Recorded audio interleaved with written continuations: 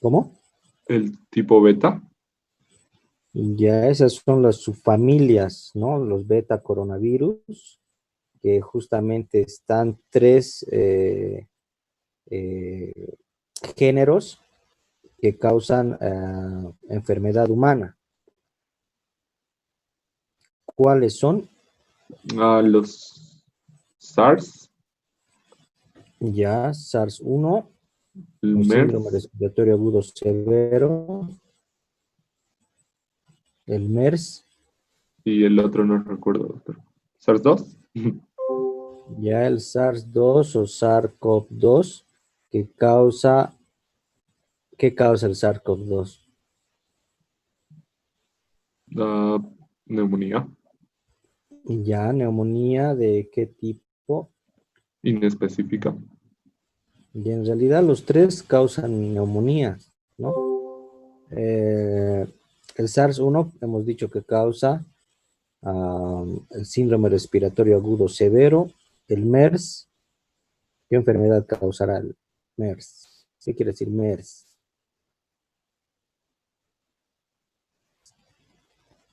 Ángeles.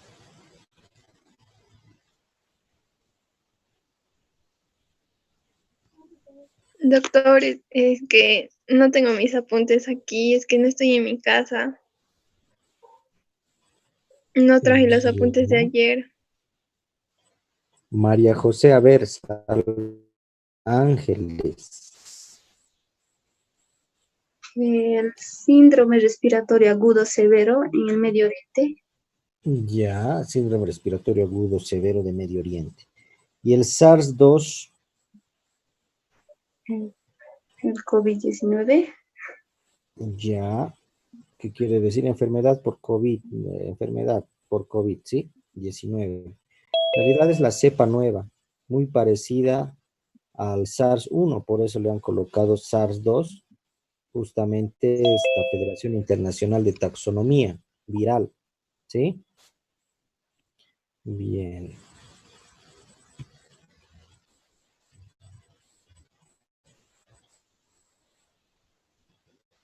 perfecto.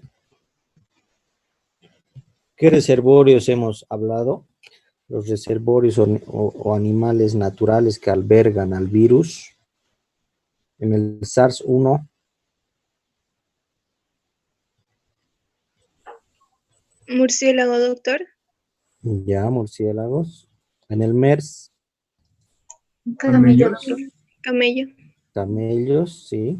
Murciélagos, Y doctor. en el SARS-2 o el COVID-19, Aún no se ha encontrado, creo. pangolines, civetas, serpientes, murciélagos.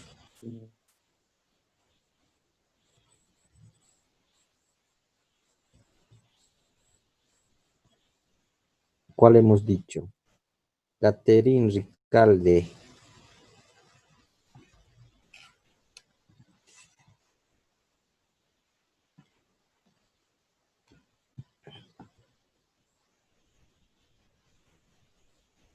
¿Se acuerdan o no?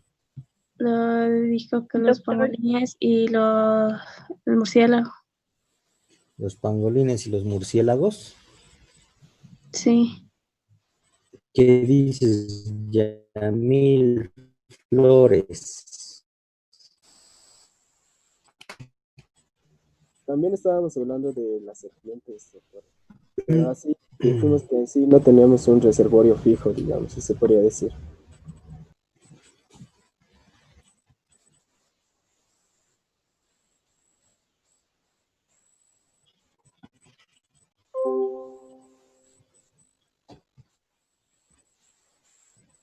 Andrea Alanes.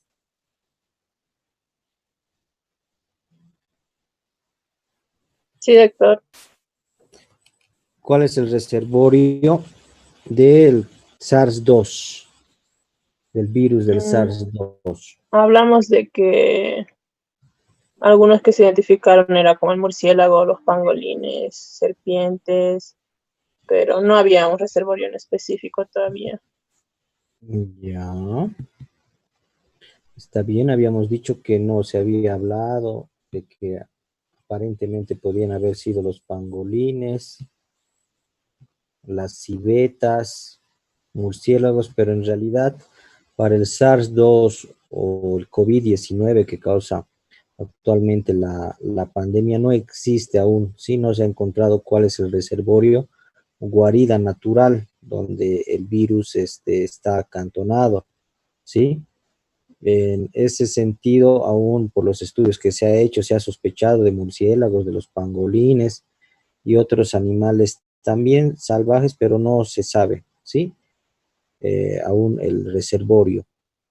En lo que es el modo de transmisión, hemos dicho que se propaga de persona a persona, ¿sí?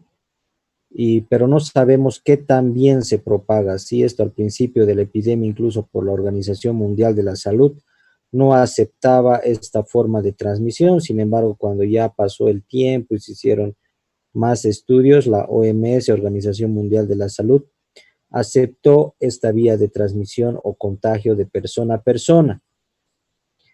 Así también aún no sabemos cuáles son las características de la población susceptible.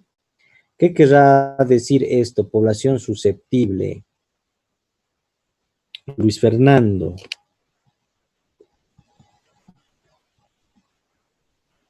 ¿Cuál de los dos Luis Fernandos, doctor? Luis Fernando, hay dos Luis Fernandos, Bill que es uno. Y López es otro. López el otro. López. Luego tú, Luis Fernando Bill. Está bien, doctor.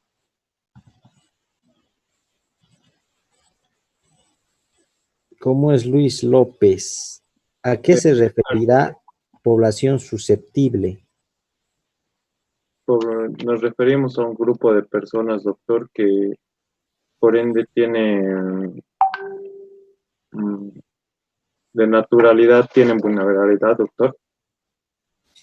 Ya, puede ser población vulnerable. ¿Tú qué dices, Luis Fernando Vilca? Una población que sea más, que tenga más probabilidad de infectarse o enfermarse, doctor, como los adultos mayores. Ya, está bien, tibio.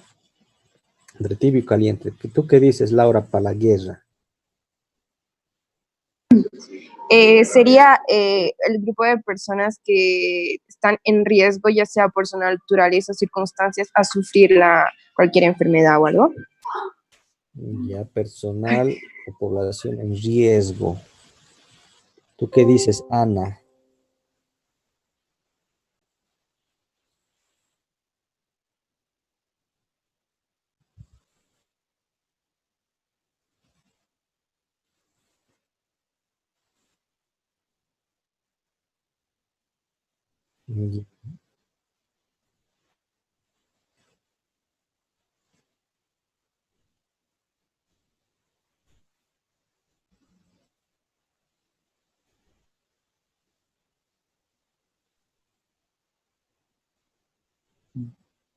Ya, está bien.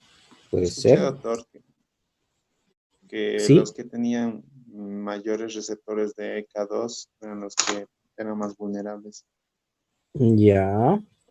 En Por realidad ejemplo, los niños, sí, está muy bien. En realidad la población susceptible es aquella población que tiene más probabilidad de enfermar por distintos factores. En el caso de COVID vemos que hay cierta gente, adultos mayores, ¿verdad?, que les afecta mucho más la enfermedad, por ejemplo, que a jóvenes. O también se ha hablado del factor RH, ¿sí? Personas que tienen el grupo sanguíneo ARH positivo tienen un mayor riesgo, por ejemplo. Entonces, esos son más susceptibles de enfermarse y hay factores genéticos. Por ejemplo, si ustedes leen, ¿sí?, los diarios que salen, hay gente que sí se está enfermando y muriendo y hay otra gente que por ahí está simplemente con un leve dolor de cabeza o asintomáticos, ni siquiera enferman, pero sí se les diagnostica con PCR positivo la enfermedad, ¿sí? Entonces, esa es la susceptibilidad, porque unas personas enferman otro tipo de personas enferman un poco hasta tener síntomas leves o moderados y otra gente enferman y entran incluso a terapia intensiva o llegan a fallecer. Entonces ahí entra la susceptibilidad. Sí, como Ana decía, hay factores, igual decía Luis Fernando, o se me perdió, Daniel, ¿no? Factores genéticos entraría ahí, ¿sí? Esto, el tema de los receptores, porque los niños, en realidad tienen receptores AC o de la enzima convertora de angiotensina 2, pero no tienen los receptores tan maduros, ¿sí? Es por eso que es muy raro que los niños se enfermen con COVID. Al contrario de los adultos mayores o personas con hipertensión, que justamente incluso utilizan medicamentos que va a inhibir la enzima convertidora de angiotensina, ¿sí? Para disminuir la presión arterial y todo eso. Entonces, ahí ya entran factores genéticos y está justamente eso en estudio, ¿sí?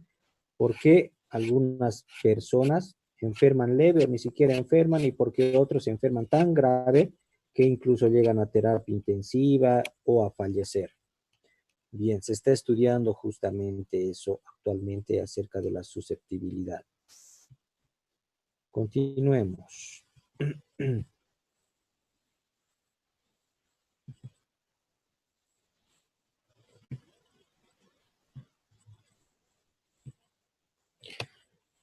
Es decir, entonces está en estudio las características de la población susceptible que aún no conocemos.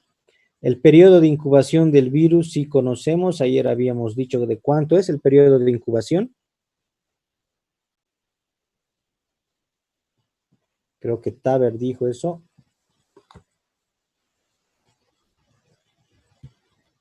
Creo que era 10 a 12 días, doctor. Ya, 7 a 14 días en realidad, ¿sí? Periodo de incubación. Eso sí ya se sabe, sin embargo, al principio de la epidemia no se sabía. Hablaba gente que era 2 días, 5 días, hasta un mes, pero ahora sí sabemos de que es 14 días, término medio. La gravedad de la enfermedad, igual, aquí entra también la susceptibilidad, porque algunas personas enferman de una manera más severa y otros no. Por suerte el 80% de la población hemos dicho que va a enfermar con síntomas leves a moderados, ¿sí? Un 15% va a entrar ya a neumonía moderada y un 5%, un 3 al 5% va a requerir terapia intensiva o va a llegar a fallecer por complicaciones neumónicas. La tasa de supervivencia. Igual ya se conoce en realidad a nivel mundial que sería, en realidad más que supervivencia, la tasa de letalidad. Es un virus no tan letal, pero sí es un virus muy contagioso. La letalidad está entre 2 al 3%, sin embargo, a medida que la población a nivel mundial se va enfermando y va muriendo, vamos a tener más datos sobre la tasa de letalidad, porque en algunos países varía. Por ejemplo, nosotros estamos en una tasa de letalidad del 6% más o menos. Eso quiere decir que de cada 100 pacientes que se infectan, llegarían a fallecer 6, ¿sí? En lo que respecta a las medidas específicas de control, como tratamiento y vacunas, a ver, les pregunto, ¿hay actualmente un tratamiento específico o alguna vacuna para COVID? Si es que hay, ¿cuáles son? Rilda.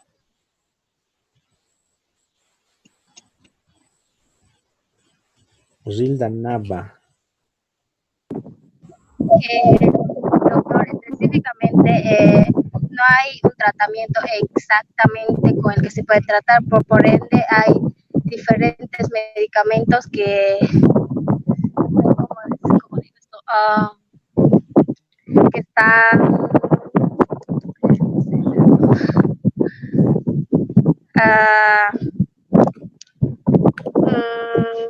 diferentes medicamentos que se les ha indicado para que reduzca los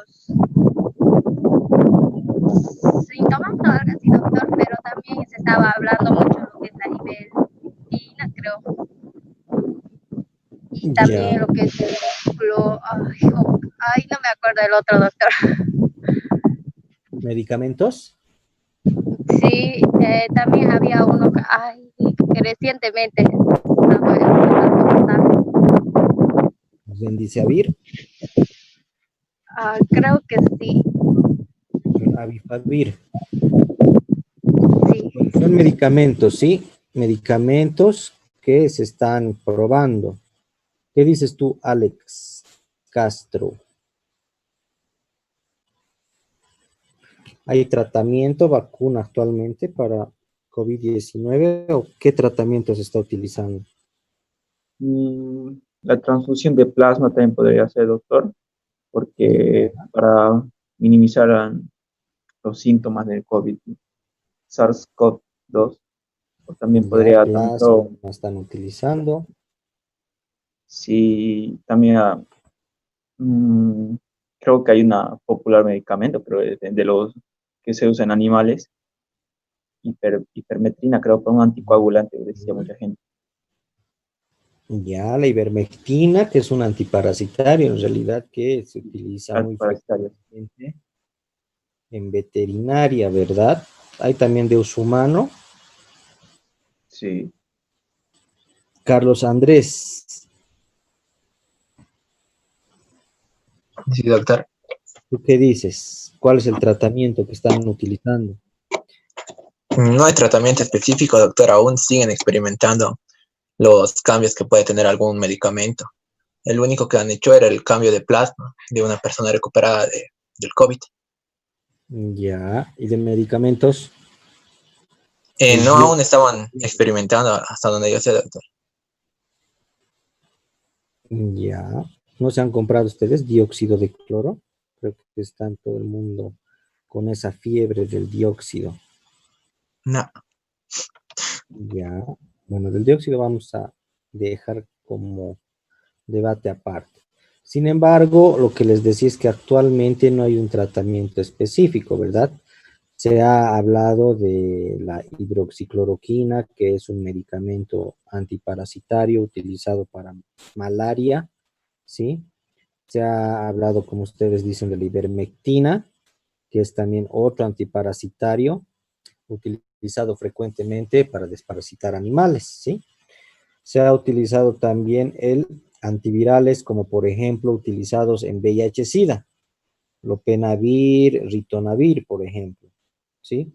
Otros antivirales, como por ejemplo el remdesivir, que se ha creado específicamente para el tratamiento del virus ébola, ¿sí? Que tampoco no es específico para COVID.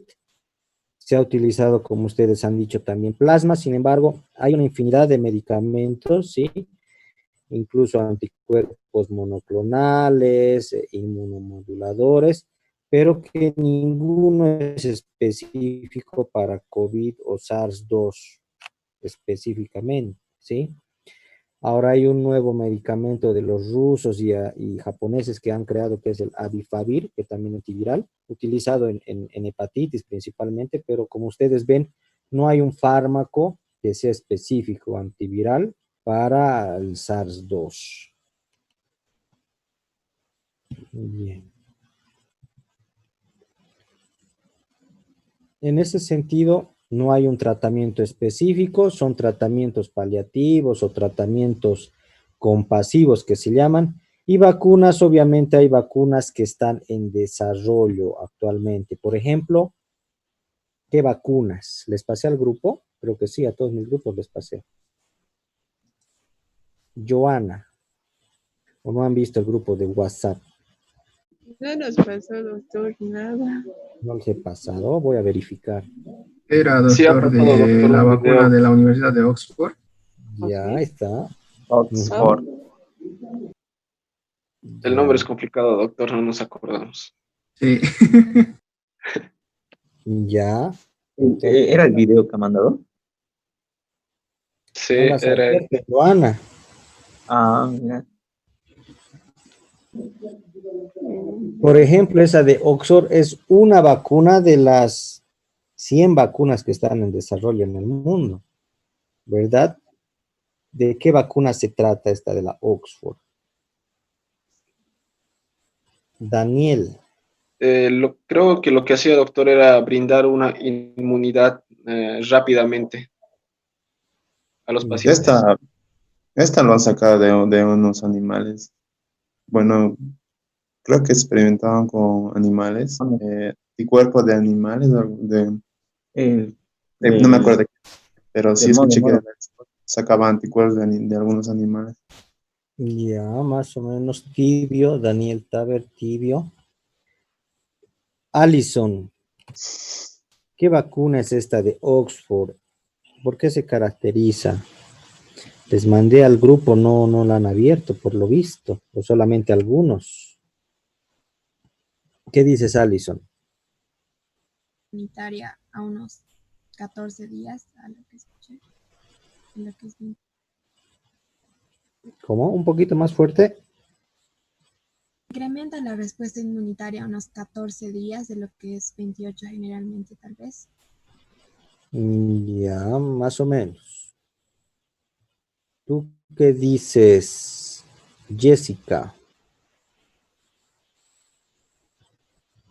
Doctor, como dicen mis compañeros, que aumentaba la respuesta inmunitaria de nuestro cuerpo.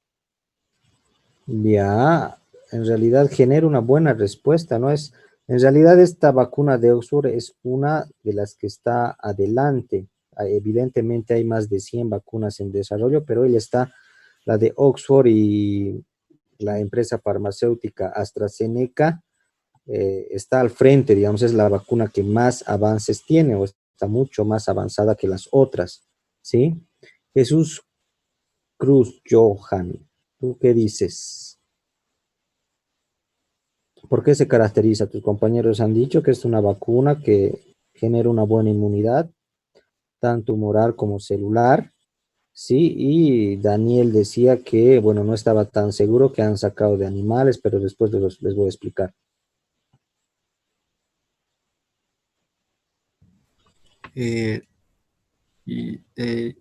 Están van a enviar a algunos países para testear, dijeron, doctor. Ya, es decir, que todavía está en fase 3, ¿sí?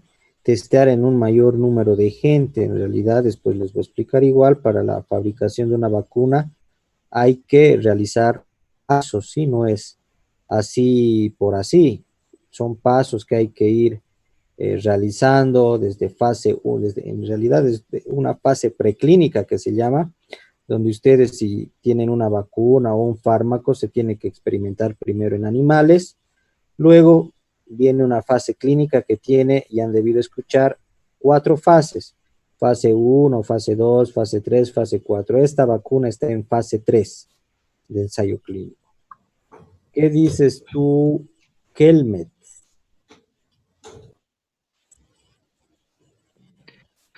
Lo que sepa de esa vacuna es que ya se está probando en los militares estadounidenses y también en un cierto grupo de personas también.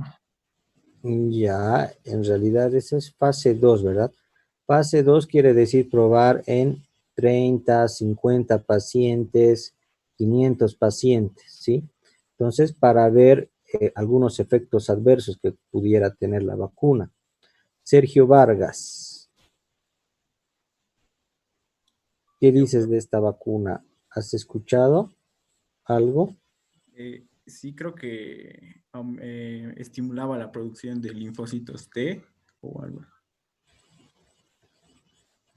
Ya, estimula activa en realidad a los linfocitos T.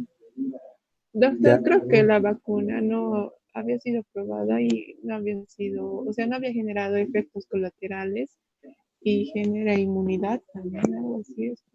Doctor. ya está bien. En realidad, sí, en los ensayos de fase 2 se ha visto de que evidentemente provoca un poco de dolor, como cualquier vacuna, ¿verdad? Dolor en el sitio de la inyección, Un poco de fiebre, como todas las vacunas, que se soluciona con paracetamol. No se ha visto mayores efectos adversos, por eso todos estaban muy emocionados, ¿sí? Con los avances de esta vacuna. ¿Qué más?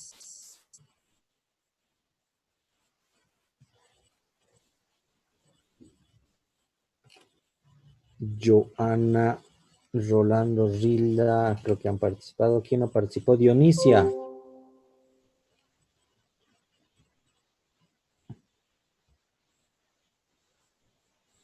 Bueno, también digo lo mismo que mis compañeros, doctor, que es una vacuna que aún está en desarrollo, que todavía tendrían que ver sus causas secundarias que puede tener más allá y pues se tendría que esperar todavía un poco más para ver cómo reacciona. Ya, perfecto. En realidad, muy bien lo han dicho, tener una buena inmunidad.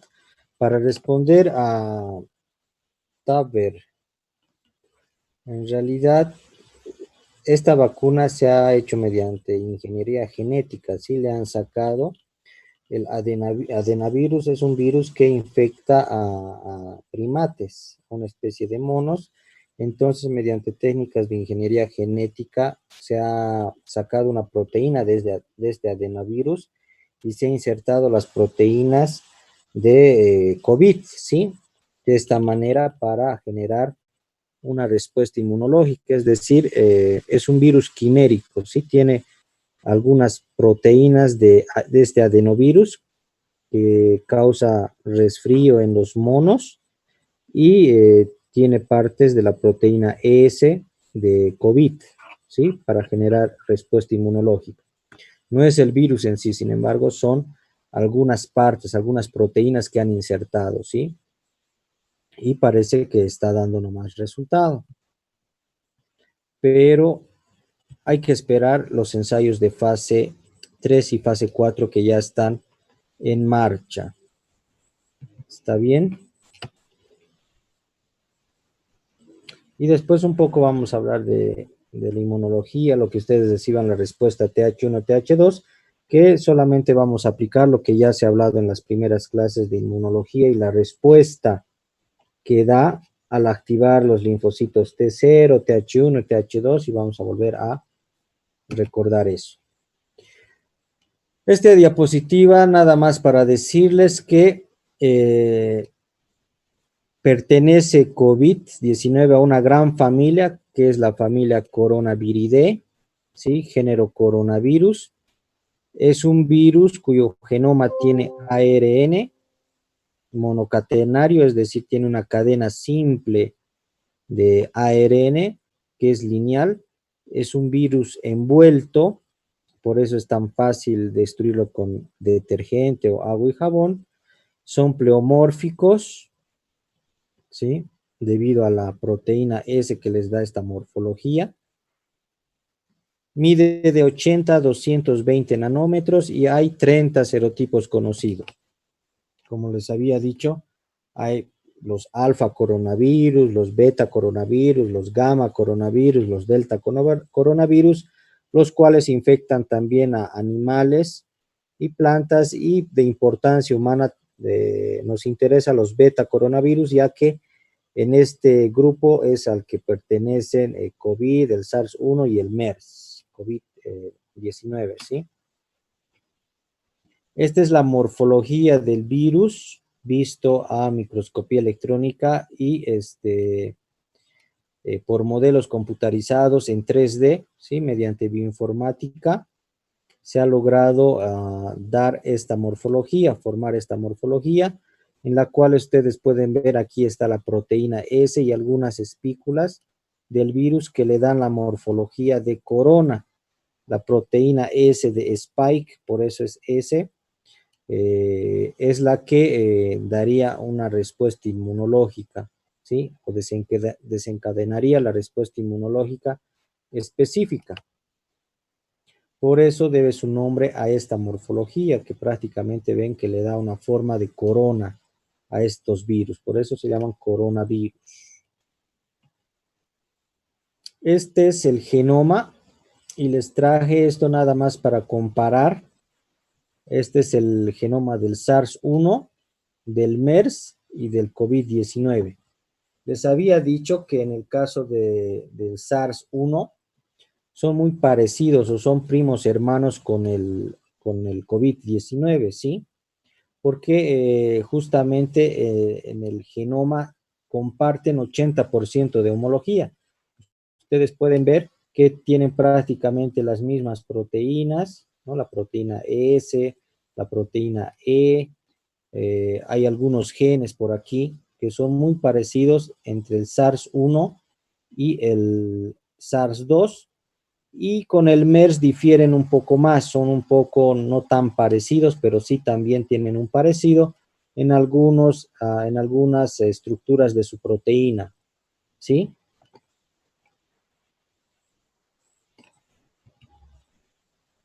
En cuanto a la replicación viral, ¿qué hemos dicho? Algo común de todos los virus, ¿sí? Cuando infectan a una célula, ¿qué es lo que pasa una vez de que la célula presentadora de antígeno, es decir, la célula dendrítica, ¿verdad? Se lo lleva a presentar al linfocito T, ¿sí? En el linfonodo. ¿Qué es lo que pasa ahí? Y vamos a hablar un poco de la replicación. ¿Alguien recuerda? América. Doctor, creo que era que el linfocito T decide qué se va a hacer con ese virus o si lo van a, ay, ¿cómo era? Creo que fagocitar o lo van a llevar a, no recuerdo muy bien esa parte, doctor. Ya. Previamente a eso de la fagocitosis hay un paso que dices célica. Doctora, lo que yo sé que el linfocito T decide si el patógeno va a fagocitarlo o si no va a hacer la destrucción total de la célula. Ya, eso es un poco más adelante, es cuando ya se da la respuesta inmunológica, pero mucho más antes, cuando el virus llega a tu cuerpo y la célula dendrítica lleva en realidad a presentar, ¿qué es lo que pasa? Un previo paso a eso. ¿Cómo se va a unir el virus? ¿Se acuerdan? Les dije como la llave a la cerradura.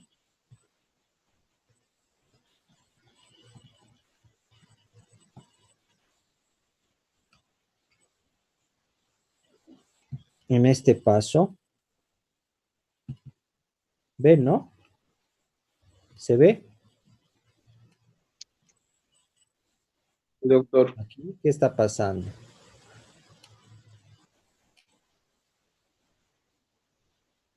Este es el virus y esta es la célula, ¿sí? Todo esto es la célula, el aparato de Golgi, están viendo el núcleo de la célula, en este caso del alveolo pulmonar, ¿sí? Todos los organelas. ¿Qué está haciendo aquí el virus? Ya, se está uniendo al receptor. Eso se llama en virología acoplamiento, ¿sí? Unión del receptor celular, en este caso con el receptor del virus, que sería la proteína S. Unión al receptor o acoplamiento, ¿sí? Después de eso, ¿qué es lo que va a pasar? Hemos dado en introducción. En realidad, les he explicado, pero no con estos pasos, ¿sí? Ana.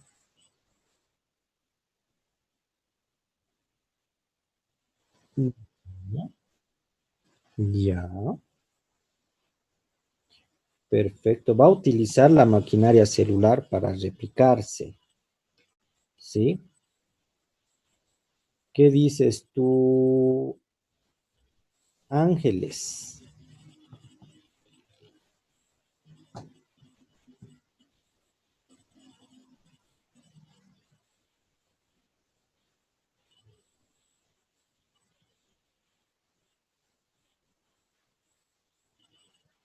Ángeles Salazar. Sí, doctor. Primer paso de la replicación entonces sería unión del virus al receptor celular o acoplamiento celular. Después de eso, ¿qué pasará? Hemos dicho en explicación, obviamente no detallado, pero sí les hemos dado el global, ¿sí? Ana dice, luego va a utilizar la maquinaria celular para replicarse, obviamente, por eso es replicación viral. ¿Qué pasará después de acoplarse de la unión del virus, del receptor celular al virus? ¿Qué segundo paso pasará?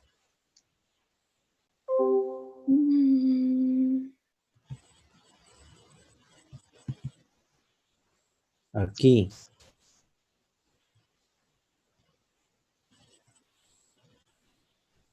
Engaña lo que es el sistema de la célula y logra entrar adentro. Ya, aquí qué dice. Te están llevando inglés técnico, ¿no? ¿O no? No, no nos dejan. ¿No les dejan? Y No, no nos dejan. particularmente ahora hay también es inglés por internet, no sé qué cursos ofrecen. Entra, doctor. Autoinglés, bueno, hay varios, ¿no? Ya aquí dice entrada. Sí, la entrada. Ese sería el segundo paso. Entrada al receptor, que por un fenómeno de endocitosis han llevado en histología, ¿verdad? Endocitosis, la membrana, la proteína S del virus se va a internalizar en el citoplasma celular, ¿sí? Eso es la entrada. Entonces, acoplamiento, el primer paso en la replicación, y luego entrada del virus, ¿sí? En este caso del SARS. Mediante la entrada se va a producir la fusión de la membrana celular con las proteínas del virus y se va a producir, ¿qué se va a producir? Ahí estaba, les mostré, los que han alcanzado a leer bien y los que no, no sé.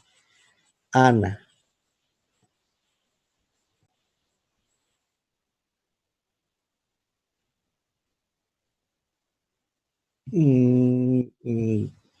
Ya, en realidad más que codificación,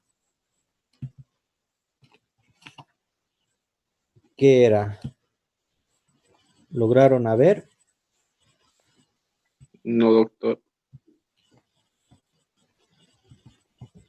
¿Qué Una se les... oportunidad más. Fernando? No logré ver, doctor. Ya. No, justamente no quería que vean. Y después les voy a mostrar, ¿ya? En realidad después me van a leer, mañana nos toca, ¿no? Replicación viral, porque este es un paso, se sortean pasos que es común a todos los virus, ya sea el VIH, el virus de la hepatitis, el SARS, cumplen casi los mismos pasos, por no decirles el 100%, algunos difieren en algunos pasos nomás, pero todos los virus van a tener en común estos pasos, ¿sí? De unión al receptor, que es acoplamiento, luego el virus se va a fusionar, ¿sí? Va a entrar, se va a internalizar por un fenómeno de endocitosis y se va a fusionar a la membrana celular y se va a liberar la cadena de ARN viral, ¿sí? Como tercer paso. Fusión a la membrana celular. Después van a leer y me van a decir qué pasos más vienen, ¿de acuerdo? En el capítulo de... ¿tienen todos el libro? Ya sea del Murray o el Jewitz o el Fields. No. Ya, ya pasales, y si no, igual me dicen, yo también tengo en PDF el Murray y se los paso. Ana, ¿tú tienes el Murray? Ya entonces, pásaselos y obviamente si no tenía yo les iba a proporcionar igual, ¿de acuerdo? Entonces lean la parte de replicación viral y continuamos mañana, ¿les parece? Perfecto, entonces quedaremos ahí.